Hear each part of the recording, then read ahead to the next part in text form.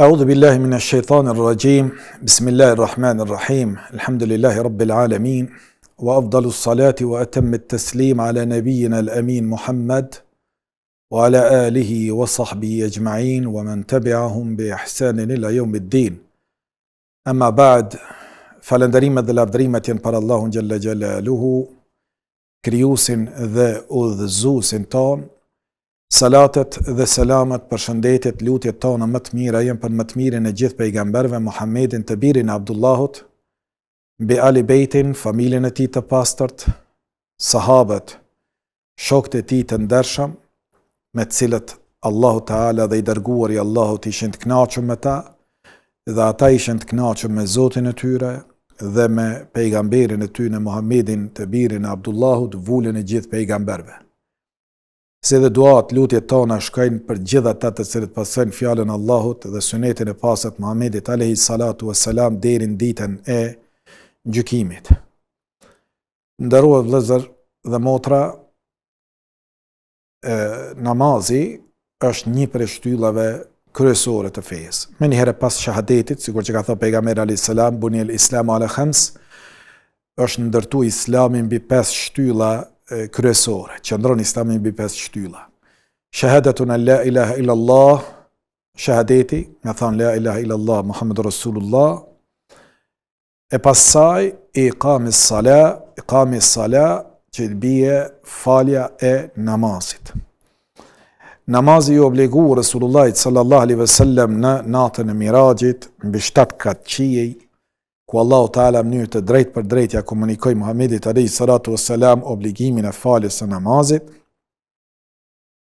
Fillimisht ishte nga 2 rekate gjatë periudhës sa ishte në Mekke, ndërsa pastaj u shtun dhe kur erdhi në Medinë pejgamberi alayhi salatu wassalam u shtun reqatet e namazeve dhe dreka në vend se të fali 2 rekate u bë 4, ikindia u bë 4, akshami mbet në 3 dhe yatsia u bë 4, si dhe u shtun sunetet para dhe pas farzeve të namazeve, sikur që i dim sunetet e namazeve ditore dhe të natës. Mirë po, kur erdhi Resulullah sallallahu alaihi wasallam Medinë, gjëja e parë që bani pejgamberi alayhi salatu wassalam, kur u vendosin në Kuba, që atë kohë ishte periferi e Medinës, një vend i cili ishte jashtëzakonisht i gjelbrum, fushat më të mira të Medinës ishin në Kuba, ku kishte ujë të bollshëm, oaza me ujë dhe me trupa të shumë të palmave të hurmave. Në atë vend, Resulullah sallallahu alaihi wasallam qëndroi prej ditës Han, kur arriti, e deri në ditën e premte.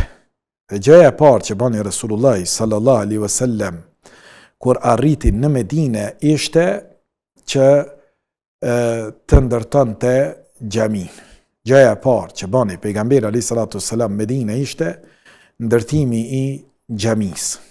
Gjë që duhet të jetë edhe për ne shëmbëltyr që kur të shkojmë me një vend, gjëja e parë që duhet shiqu është a ka xhami, vend ku të bohen muslimant me adhuru Zotin e tyne, dhe e dyta, a thirret ezanin në atë vend. Dhe kjo vlen shumë për lagjet e reja të ne që ndërtohen, që në kuadrat e lagjeve të reja të jetë edhe një xhami në mes asaj lagje, dhe që pashtu për gurbeqit vlen që kur të shkojnë në gurbet të mundohen të jenë afër vendeve ku falet namazi me xhamat. Nuk është arsyetim të Allahu Teala me thonë jam në gurbet e se kam xhamin afër edhe unë po vazhdoj këtu me fitu dynjan, po unë nuk fali xhuma. Dhe me arsyetime të këtilla me elan namazin e xhumas që jemi të obliguar si burra, si musliman, moshërritur, me e fal namazin e xhumas. Nuk e ka halal një musliman me qëndru në një vend ku nuk mundet me e fal namazin e xhumas. Asnjë arsyetim i dynjas për përfitimet të kësaj bote të përkohshme nuk të arsyeton te Allahu që i ke lënë xhumat. mundet ndonjëherë njeriu të me hik një xhumë për këtë apo atë arsye për me qëndru me një vend në të cilën s'fal asnjëherë xhumë dhe me arsyetu këtë se nuk kam xhami afër, unë duhet e kam vendin e mirë të punës, për shkak vendit mirë të punës, se kam pas raste me pa edhe tafën familjar, që arsyetohet që valla kam vendin e mirë të punës edhe s'po du me ndru vendin, me shku me një vend ku ka xhami, por po qëndroj në këtë vend. Nuk lejohet me qëndru në një vend ku nuk falet bile spaku xhumaja me xhamat. Mirë po, duhet me shiqu, me dal në një vend në cilën ka xhami dhe falet namazi xhumas. Nëse nuk ka, atëherë mundohu me organizu dhe me themelu një bashkësi të muslimanëve të cilët kanë me fal një xhuma. Dhe shpesh herë shoh edhe si të madhe shoh, ju shoh shumë për të madhe dhe gërbeqive tonë, përkundër asaj që sa vite shoh në për gërbet, dalim në për gërbet, ende sot e kësaj dite gërbeqit tonë vazhdojnë me, po shprejmë kushtimisht, me importu hoxhallar prej trojeve tona, e mos me bo hoxhallar prej fëmijëve tyre, që për mu është turp i llojit të vet, për arsye se ata duhet të angazhohen që të kenë talebe të dijes, nxënës të mirë të dijes fetare, që do t'u mësojë fen atyre dhe fëmijëve të tyre. E jo me dekada kemi qëndrim të gërbeqive tonë dhe pas gjithë këtyre viteve, numri atyre që janë prej fëmijëve të lindur dhe të rritur në perëndim prej gërbeqive tonë, nuk i kalon gishtat e dy shuplakave të dorës. Dhe kjo nuk duhet me qëndru kështu, por duhet ata që të përpiqen me rujt edhe identitetin e tyre. Ata nuk duhet me leju me u asimilu. Integrohen dhe është obligative me u integru në shoqëri, mos me bë probleme, me respektu ligjet, por pa e shkri identitetin e tyre, edhe fetar, edhe kombëtar. Me rujt fen e tyre dhe me rujt gjuhën e tyre, duke qenë qytetar të shkëlqyshëm, me rujt ato rregullat e vendeve ku jetojnë, mos mi shkel ato ligje, por jo në dëm të asimimit të vetë. Prandaj, kjo shëmbëltyre Muhamedit a.s. që kur erdhi në Medinë, gjëja e parë që bani ishte ndërtimi i xhamisë. Xhamia e parë që u ngrit ishte Mesjidul Quba, Mesjidi Quba në vendin e quajtur, në lagjen e quajtur Quba, që sot është brenda Medinës dhe jo shumë larg prej xhamisë së pejgamberit alayhi salatu wassalam. Dhe Resulullah sallallahu alaihi wasallam marr pjesë vetë në mënyrë aktive për ndërtimin e xhamisë. Dhe Allah pastaj zbriti dhe ajetet Kuranit ku e lavdroi këtë xhami për cilën e quajti ussiset lit taqwa, u ndërtu mbi bazat e devotshmërisë.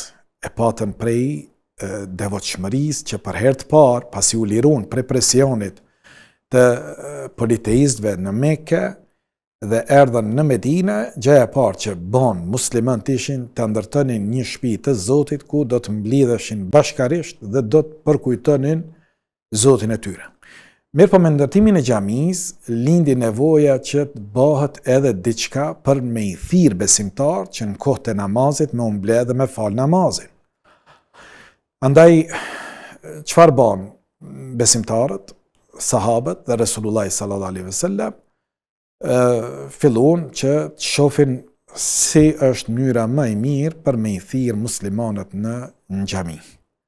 Dhe fillon me u angazhu, me u lumtu mënyra se si t'i thrasin muslimanët në namaz sabahu, drekës, ikindis, akshamit dhe jacis, 5 herë gjatë ditës dhe natës, çfarë duhet bërë neve për t'i thirrë këta njerëz në namaz. Dikush propozoi që të ketë thirrje me këmbana, por tjerë thanë këtë bëjnë të krishterët. Duhet diçka të jetë më e veçantë. Atëherë propozu që të këtë ta bëjnë me bori. Mirë po edhe këtë thanë e kanë ebrejt që i thrasin besimtarët e tyre me bori. Atëherës ishte Abdullah ibn Zeid al-Ansari, al-Khazraji, i cili ishte një prej sahabëve të Medinës, për cilin Resulullah sallallahu alaihi wasallam në ka tregu në lidhje me ta, në vërtet është thonë që ka zbrit ajet i Kur'anit në lidhje me këtë sahabi, i cili kishte pa në ëndër, dhe Allahu Teala këtij sahabijut i kishte tregu në ëndër se cila formë është e mirë për me i thirr muslimant. Dhe ky i tregon Resulullah sallallahu alaihi wasallam, thotë ja Resulullah, kam pa në ëndër që mënyra më e mirë për me i thirr besimtarët në namaz me xhamat në xhami është këto fjalë. Dhe ja citon fjalët e ezanit, të cilin e njohim neve sot: Allahu akbar, Allahu akbar, Allahu akbar, Allahu akbar, ashhadu an la ilaha illallah, deri në fund. Hazreti Omer radiallahu anhu kur i dëgjoi këto fjalë, tha ja Rasulullah, edhe unë i kam pa këto fjalë në ëndër. Dhe pejgamberit alayhis salatu wassalam i pëlqyn këto dhe e urdhëroi Bilalin radiallahu anhu, sahabin i cili kishte qenë rob i Etiopis, por i kishte fitu lirin e tij, pasi që i kishte bler lirin e tij Abu Bakr radiallahu anhu. Dhe ishte i zi, ishte një sklav i Afrikës, ish sklav që i kishte fitu lirin për shkak besimin që i kishte bën Zotin një dhe se Muhamedi ishte rob dhe i dërguar i Zotit. E pastaj Muhamedi alayhis salam Bilal ibn Rabah ose Bilal el-Habeshiyun e urdhëroi që ta thriste ezanin në formën si ja mësoi Abdullah ibn Zeid al-Ansari, i cili ka marrë pjesë në shumë prej luftrave të Resulullah sallallahu alaihi wasallam, ka qenë Bejul Aqaba e-Thani, në besatimin që kanë shku banorët e Medinës, një grupi banorëve të Medinës, dhe i kanë dhënë besë Resulullah sallallahu alaihi wasallam se po erdh tek ata në Medinë, ata do ta mbrënin, do ta strehonin dhe do ta ndihmonin vetë Resulullah sallallahu alaihi wasallam dhe thirrjen e tij. Domethënë takimin e besatimin e dytë të Akabas ishte edhe Abdullah ibn Zeid al-Ansari, i cili kishte marrë pjesë në luftën e Bedrit, luftën e Uhudit, në luftën e Hendekut. Thotë në shumë prej luftrave kishte marrë pjesë bashkë me pejgamberin e Islam dhe kishte vdekë diku në vitin 32 Hijri. E donte i jashtë mase pejgamberin alayhis salatu wassalam, saqë dietarët e tefsirit në tefsiret e tyre, në komentimet e Kur'anit, kanë treguar se në ajeti gjatë 9 surës Nisa ka zbrit për shkak të një ngjarje që është lidhë dhe me Abdullah ibn Zeid al-Ansari. Thotë Allahu Teala: "Wa man yuti Allaha war Rasul fa ulaika ma alladhina an'ama Allahu alayhim min an-nabiyyin was-siddiqin wash-shuhada'a was-salihin wa hasuna ulaika rafiqa." Thotë Allahu Teala, dhe kush i bindet Allahut dhe dërguarit të tij, ata janë me ata që Allahu ju ka dhënë begati prej pejgamberëve, të sinqertëve, siddiqinëve, dëshmorëve, shahidave, salihinëve, njerëzve të mirë, e sa shoqëri e mirë që janë ata. Se ky ishte smu prej mendimeve se a do të takonte më Resulullahin sallallahu alaihi wasallam, dhe duke mendu se a do të ritakohej në ditën e gjykimit me pejgamberin alayhis salam, të cilën e donte aq shumë ai dhe shokët e tij, ishte smu. Dhe kur e vreti mungesën e tij në xhami, pejgamberi sallallahu alaihi wasallam shkoi dhe e vizitoi, atëherë e mur vesh shkakun e smujës së tij. Atëherë i tha pejgamberi alayhis salatu wassalam që al-mar'u ma man ahabbahu yawm al-qiyamah, njeri është me atë që e dën ditën e gjykimit. Dhe lutim Allahun Teala që edhe ne të jemi me Resulullah sallallahu alaihi wasallam, me pejgambert e Zotit, me shokët e pejgamberit Muhamedit alayhi salatu wasalam, me sahabët e ndershëm, me prindët tonë, me familjarët tonë, me hoxhallarët, mësuesit tonë, me gjithë ata të cilët i dojmë dhe na dojnë dhe me gjithë muslimant, Allahu na i falë të gjithëve mëkatet tona dhe na bashkoft, insha Allah, në numër sa më të madh në gjennetet e bekume të Allahu Teala. Allah i ruajt umetin e Muhamedit a.s. që të gjithë, pa përjashtim nga zjarri i xhenemit.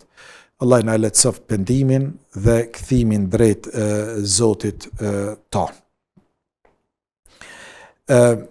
Thuhet që Abdullah ibn Zeid al-Ansari, pasi që ka vdek pejgamberi a.s. atë shumë që është mërzit, ka lutë Allahun Teala që Zoti m'ia marr shiqimin që pas pejgamberit a.s. mos shifte asgjë në këtë botë, gjë që thuhet që Allah ja ka pranuar duan dhe është verbru dhe deri në vdekjen e tij ka qenë në gjendje të tillë.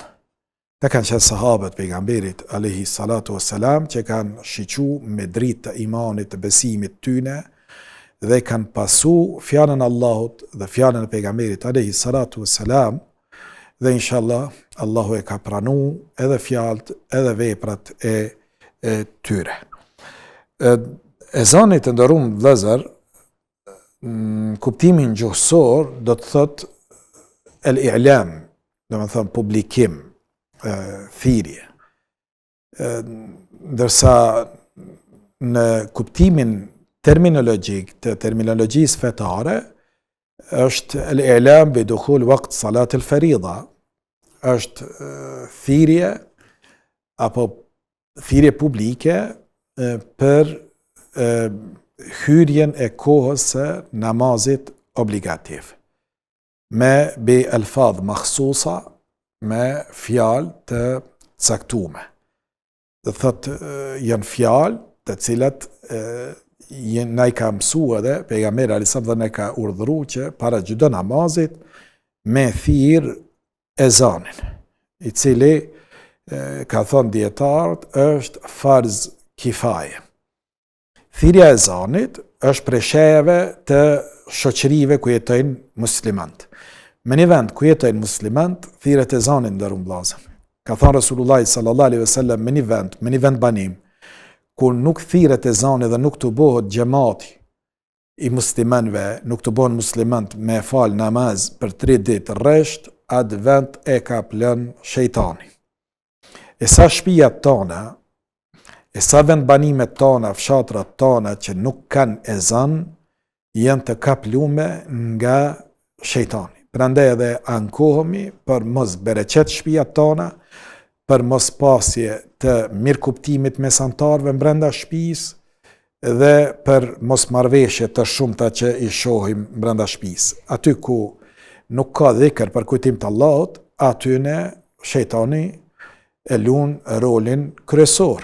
Ku ka shejtan, ka fesad, ka dhe ngatresa, ka vezvese të shumta, prandaj edhe shohim që shumë prej njerëzve sot përkundër asaj që jetojnë një jetë shumë më të mirë sa i përket aspektit material, por në aspekt shpirtëror jemi shumë të varfëm, edhe shumë shohim veti depresive tek shumica prej njerëzve të sotit, që përkundër asaj që ka ushqimin e mirë, ka fjetjen, shtëpinë, makinën dhe gjitha kushtet e nevojshme, megjithatë nuk e ka kënaqësinë dhe i ka shtu ankesat. Kjo është për shkak mungesës së ushqimit shpirtëror. Po nuk e ushqym shpirtin, po nuk i dham shpirtit që është me preardhë qiellore, ushqimin qiellor, fjalën e Zotit dhe fjalën e pejgamberit të Zotit, njëri do ta ndijë veten jashtëzakonisht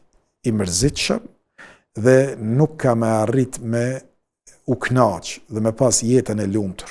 Ka me pas momente të kënaqësisë së përkohshme që në bazë të epshit, por shpirti nuk është i kënaqur. Momentin që i përfundon ajo, përsëri e sheh se ka depresion dhe ka pak kënaqësi me gjendjen në të cilën gjendet. Andaj nderuar vëllezër dhe motra, ta ushqejmë shpirtin ton me fjalë të Zotit dhe të pejgamberit të Zotit, do të shohim se si do të ndroje jeta jon për të mirë dhe raportet në brenda familjarëve ton, inshallah, për të mirë.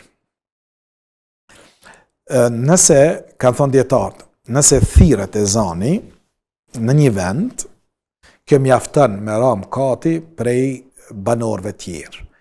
Prandaj quhet farz kifaje.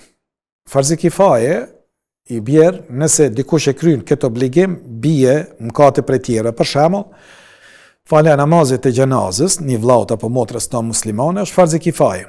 Duhet muslimanët i vendit me shku me la gjenazën, me qefinoz dhe me fal namazin e gjenazës. Nëse askush nuk e bën, këtë që të gjithë janë mëkatar në atë vend. Por nëse një grupi muslimanëve shkojnë, ja falin namazin e gjenazës, me lejen Allahu Teala e kanë kry obligimin, e kanë kry atë çfarë është kërku prej tyne. Prandaj është mirë që të gjithë ne të mësojmë ezanin ashtu siç na e ka mësu Resulullah sallallahu alaihi wasallam dhe siç ja ka mësu edhe Bilalit, Ibn Maktumit dhe sahabeve tjerë, që ta themi pa gabime. Ezani, ndërum vllazën, përmbledh shumë gjana që ndërlidhen edhe me tauhidin, me besimin tonë. Duke nis nga lartësimi i Allahut, kur thu Allahu Akbar, Allahu Akbar, Allahu është më i madh, Allahu është më i madh, ashhadu an la ilaha illa Allah, dëshmoj dhe deklaroj se s'ka zot që meriton mu adhuru me drejt veç Allahut. Dhe thët, e mohojmë shirkun, rivalitetin, dhe e pohojmë njësin, të uhidin, se vetëm Allahu është një, dhe nuk ka zot tjetër veç ti. Po ashtu, pastaj e kemi thirrje për adhurim të posaçëm, hayya ala salah. E kemi para kësaj, e kemi përveç pohimit të njëshmërisë Zotit, duke thënë la ilaha illallah, e kemi edhe ashhadu anna Muhammadan Rasulullah. Dëshmojmë se Muhamedi është i dërguar i Allahut. Pohimin se Muhamedi është robi i zgjedhur dhe i dërguar i Allahut Teala. Dhe po ashtu ka thirrje për adhurim posaçëm, hayya ala salah, lutje Zotit. Salah, në kuptimin etimologjik gjuhësor, ka kuptimin lutje. Me lutë Zotit. Dhe sa në kuptimin terminologjik është adhurim në formë të caktuar me lexim të caktuar nga libri i Zotit, nga Kurani famlar. Mirë po, i thret muezini muslimant, i thot hayya ala salah, hayya ala salah, e janë namaz, e janë në namaz, hayya ala al-falah, hayya ala al-falah, e janë në shpëtim dhe ndërlidhet deri në ditën e Kiametit. Pse është përmet shpëtimit, ndërum vllazën në ezan? Për me tregu se po nuk e fale namazin, ti nuk ke me shpëtu, as në këtë dhe as botën tjetër. Pa namaz nuk ka xhennet, ndërum vllazër. Pa namaz nuk ka xhennet.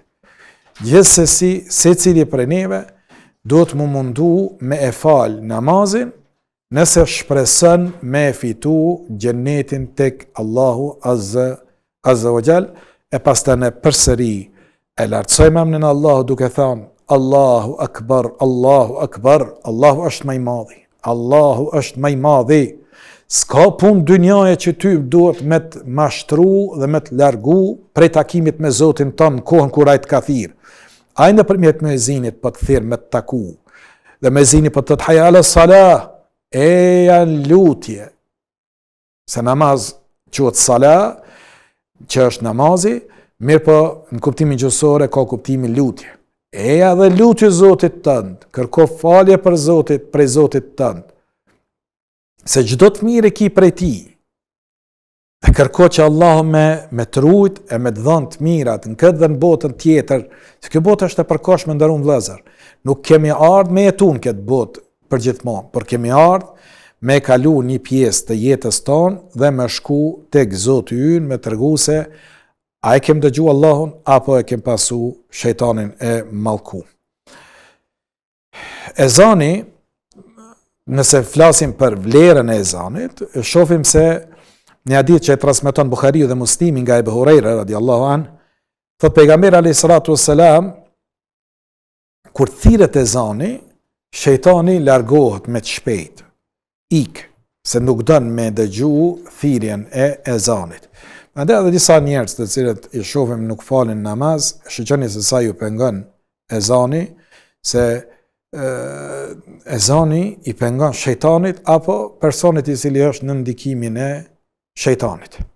Mirë po dhe kurimet i ezanit, sot shohim me altoparlanta është për shembull. Janë mikrofonat dhe me zërim. Mirë po, në i vend, vërtet edhe unë e shoh se është ezani për stepën mi lartë. Dhe mendoj, Allah edhe ma mirë, që më ka ndodhur për shembull, të një në Prizren, në qendër, që duke ecë me shokun dhe fillon ezani, nëse unë gjatë thirrjes e ezanit, kur thot muezini ashhadu an la ilaha illa Allah, nëse unë me këtë nuk mundemi më u dëgju për shkak zërimit të lartë, mendoj se është zë i madh. Sidomos kur ka dhe shumë xhami që janë afër me njëra tjetër, që mos me qenë pengesë i zërave që po e quajnë kakafoni mos bëje për zinin e zonave, janë për atë që në përqendra të jetë zoni pak më i ulët që mos të përzihen zërat e muezinëve apo aq i lartë sa që une mos me mund shokun që kom afër, vllaun që kom afër, mos me mund me e dëgju prej thirrjes jashtëzakonisht të lartë të zërit të zërimit që lëshohet. Mirë po, shejtani kur e dëgjon ezanin, në aq largësi derisa nuk e dëgjon. E pastaj kur të kryhet ezani, thot pejgamberi alayhis salatu wassalam, fa idha qada an-nida aqbal, kthehet dhe shkon tek namazliu dhe mundohet me pengu koncentrimin e tij që mos tjeti koncentruar me Zotin e vet. Dhe thot pejgamberi alayhis salatu wassalam, vjen dhe i shti vezvese muslimanit namazdis, i thot udhkur kedha, kujto këtë, kujto atë, gjërat të cilët nuk i kanë rënë mend më herët, derisa ja përzi njërit recate dhe nuk e din se sa recate ka fal namaz. Dhe kjo na ndodh të gjithë neve që për fat keq bjemi prej e cytjeve të shejtanit të mallkuar, i cili vjen dhe gjana që s'ka rënë mend bashkë kur të hyn namaz të bin mend. Bile është një tregim i mirë, që po më duket është i mirë me tregu për rastin kur Ebu Hanifes rahimahullah ka një person dhe i ka thoni kom harru ku i kom lënë paret, të cilat kanë qenë atko në metale fisnike në kundër vlerë të arit. Thotë s'po më kujtohet ku e kom arin. Ebu Hanife i thot, shko falë sot e namaz natës, e namaz sabahit hajde dhe më trego çka ndodhi me ty. Edhe ai ngritet namaz natës me fal, merr abdes dhe si futet namazin e natës me fal, qysh në reqatin e parë, shejtani vjen dhe ja kujton vendin se ku i ka fsheh parat e tija. Dhe i tregon qërën filon vendin i kelon atat, edhe ky prej gëzimit me njerë jep selam aleikum, del prej namazit dhe e len namazin e natës dhe me nzi pret që të vije koha namazit sabat me shku dhe me përgzu Ebu Hanifen që kishe drejt dhe mu kujtu vendi. Dhe kur shkojt Ebu Hanifja, e pyeti Ebu Hanifja rahimullah pas namazit sabat dhe i tha, çfarë ndodhi mbram? Tha, elhamdulillah i gjetë Allah që përbleft, se ishe sebeb ti që une me i gjetë parat. Pse?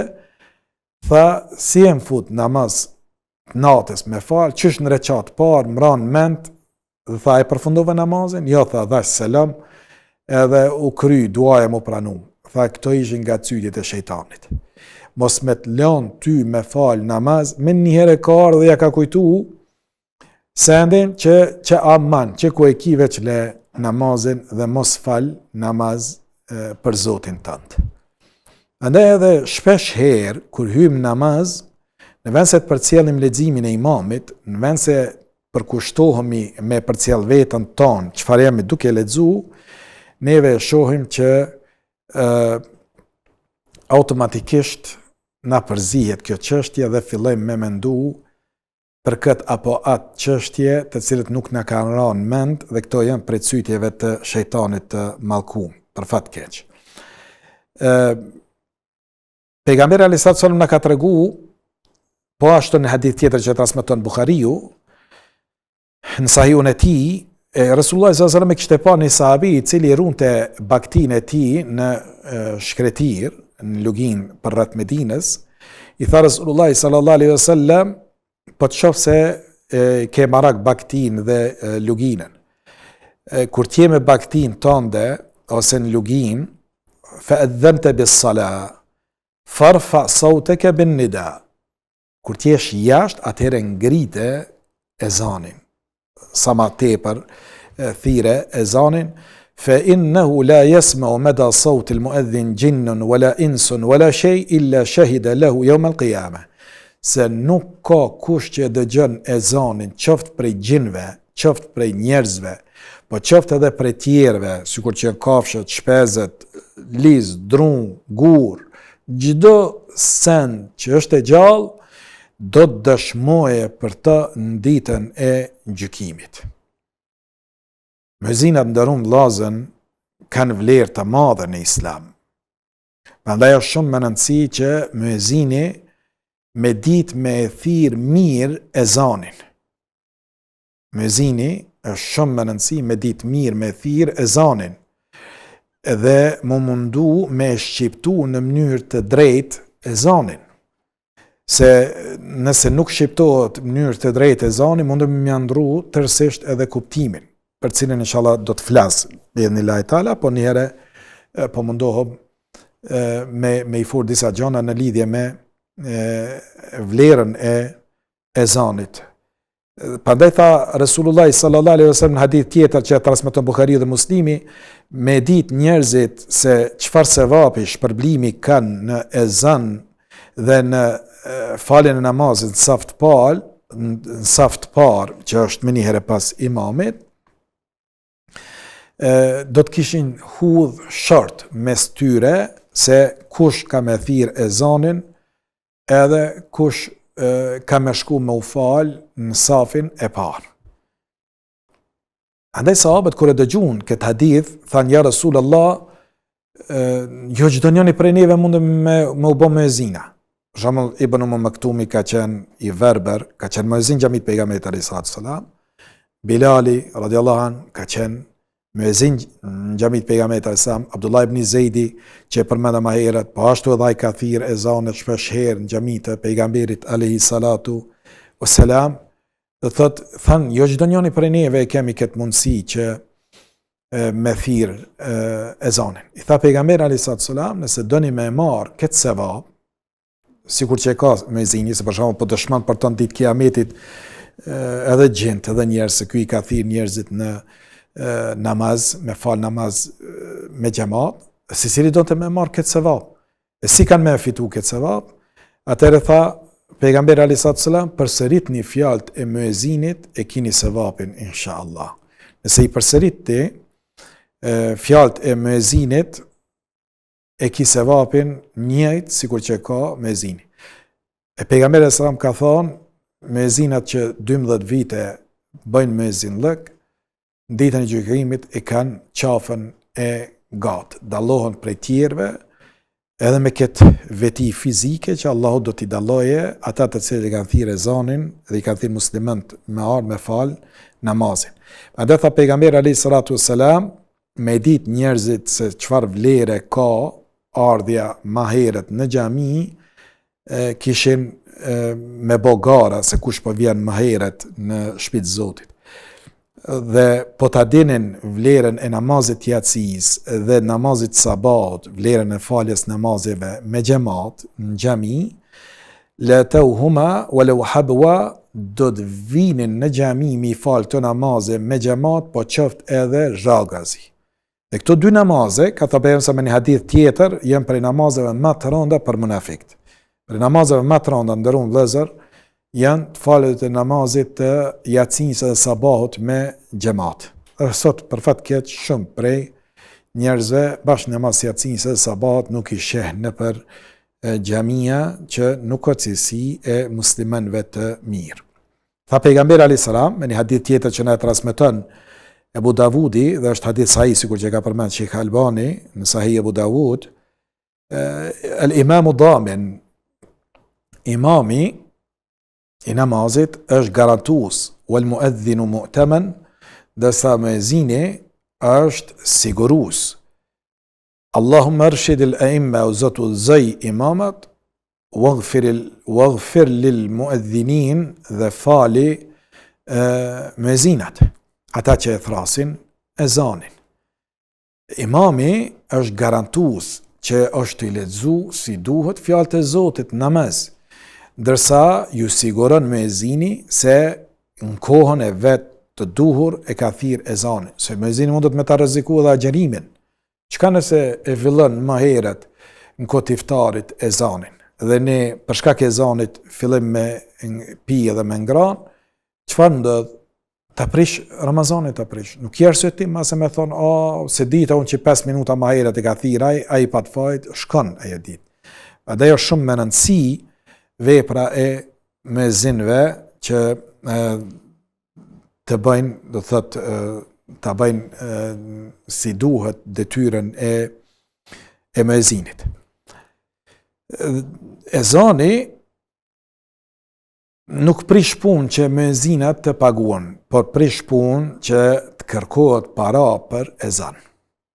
Më ka shumë që di në një prej xhamive për jashtë, kur kom dëgju me një xhami që dikush prej antarëve të kryesisë, të cilët i kishin ndru në atë xhami, kish pas kërku para për namazet, për ezanat që i ka thirrë. Sa herë kish pas thirrë ezan, e kish pas nënvizu, fillon ditën, kom thirrë ezan dhe du që të më paguhet kjo punë. Kjo është ndaluar në Islam. Mi thon dikuj, apo vjen me thirrë ezanin në xhami, me thon po, më jep çka çfarë. Por pagesa e muezinëve është e lejuar që me pas një muezin, se muezini paguhet për kohën që po e ndan me hap xhamin, me pastru xhamin, oborrin, mirëmbajtjen e pastërtisë, rregullit, qetësisë dhe për gjërat e tilla paguhet, jo për ezanin e bër. Andaj nuk prish punë koha me ju pagu muezinit. Preferohet po ashtu që muezini me pas dijen dhe me pas zanin e bukur, me pas dijen, me ditë si thirret ezani. E jo për shembull me thirrë ezanin në mënyrë të gabuar, por muezini duhet me ditë si po e thirr ezanin. Po ashtu